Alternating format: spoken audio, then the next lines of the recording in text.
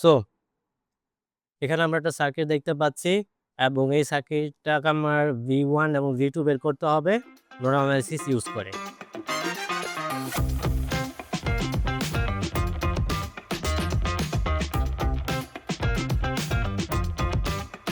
এখন যদি আমরা সলিউশনের দিকে যাই এই সার্কিটের, সো আমার প্রথম কাজ হচ্ছে কি, আমাদের প্রথম কাজ হচ্ছে অ্যাকচুয়ালি নোডাল অ্যানালাইসিস এর ক্ষেত্রে যে নোডগুলোকে আইডেন্টিফাই করা এবং কোনো সুপার নোড তৈরি হয়েছে কিনা সেইটার দিকে আমাদের লক্ষ্য রাখা।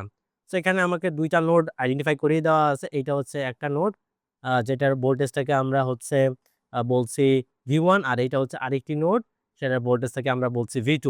সো এখানে একটা সুপার নোড তৈরি হয়েছে। দ্যাট মিনস 1 এবং 2 আর নন রেফারেন্স নোড এবং এই ২ টা নোডে আমার হচ্ছে সুপার নোড তৈরি হয়েছে। আর নিচে আমরা এই যে এই নোডটা দেখতে পাচ্ছি, এটি হচ্ছে আমার রেফারেন্স নোড, কারণ এইটার সাথে আমার হচ্ছে গ্রাউন্ড কানেক্টেড আছে। সো সো আমরা হচ্ছে শুরু করি সলভ করা। সো ফর নোড 1 কি আসবে? নোড 1 এর দিকে যদি আমরা তাকাই, এখানে ২ টা ব্রাঞ্চ রয়েছে। এই একটা ব্রাঞ্চ এবং এই একটা ব্রাঞ্চ।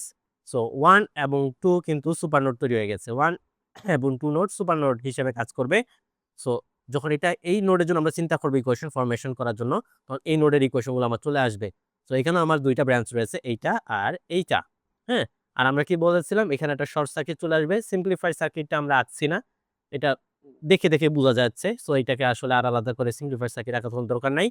সো তখন কি হতো? সিম্পলিফাইড সার্কিট V1 এবং V2 মাঝখানে একটা শর্ট সার্কিট তৈরি হতো। এবং in between this lines no current will flow. আমরা বলেছিলাম যে V1 তাহলে ওই এই ব্রাঞ্চের মধ্যে যে কারেন্টটা ফ্লো করবে তখন শর্ট সার্কিট করার কারণে ওই সেটা কিন্তু 0 হবে। কারণ কোনো কারেন্টই আমার ফ্লো হবে না। কেন? সেটারও ব্যাখ্যাও দিয়েছিলাম। যদি না থাকে আগের সার্কিট আগের এক্সাম্পল গুলো একটু দেখে আসতে হবে আরকি। সো ১ নাম্বার নোডের জন্য যদি আমি এখন ইকুয়েশন ফরমেশন করা শুরু করি, তাহলে কারেন্ট বের হয়ে যাচ্ছে, এইটা ঢুকছে, আ এইটাও ঢুকছে, এইটা বের হয়ে যাচ্ছে। সো কি হচ্ছে? V1 - 0 ডিভাইডেড বাই 10 আসবে। আগে আউটগোয়িং কারেন্ট গুলা লিখছি, প্লাস V2 - 0 হবে divided by 5। Ultimately incoming current হচ্ছে কত? 5 + 2, 5 + 2। সো এটাকে যদি আমি এখন একটু সলভ করি, তো আসবে কত এখানে? আ এখানে আসবে হচ্ছে V1, V1 আসবে প্লাস হচ্ছে 2V2, আর এখানে ৫ আর ২ ৭, তারপরে এটা আসবে হচ্ছে ৭০। সো আল্টিমেটলি কি হলো? V1 এবং V2 এই ২ টা মিলে অ্যাকচুয়ালি 70 চলে আসলো একটা ইকুয়েশন। সো এইটাকে আমি ১ নাম্বার দিলাম। এবং আরেকটা ইকুয়েশন কিভাবে আসবে? আরেকটা ইকুয়েশন আসবে হচ্ছে KVL এর মাধ্যমে। KVL এপ্লাই করলেই চলে আসবে, সেটা আমরা জানি। সো কোনটাতে KVL এপ্লাই করব? এই যে এখানে আমরা বলেছি, তাহলে আ একটু খেয়াল করি, তাহলে এখানে বলছিলাম আমরা V1, হ্যাঁ? এটা হচ্ছে V1, তাহলে প্লাস মাইনাস হচ্ছে V1, আর এইটা হচ্ছে প্লাস মাইনাস V2। আমরা যদি এইটাতে KVL এপ্লাই করি তাহলেই কিন্তু আমরা একটা ইকুয়েশন পেয়ে যাব। So according to the KVL rule, so এটা কি আসতেছে? মাইনাসের দিকে ঢুকছে according to the given direction.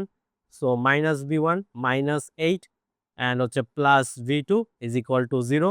So ultimately কি আসতেছে? -V1 plus V2 is equal two 8। আমরা কিন্তু ২ টা ইকুয়েশন পেয়ে গেছি।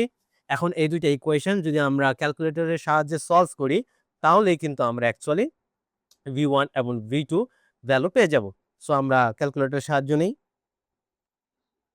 সো আমরা পেলাম কি? V1 এর ভ্যালু এসেছে 18 ভোল্ট এবং V2 এর ভ্যালু এসেছে 26 ভোল্ট। হ্যাঁ? তার মানে কি আমরা কিন্তু নোড ভোল্টেজ গুলা বের করতে সমর্থ হয়েছি। এই তো।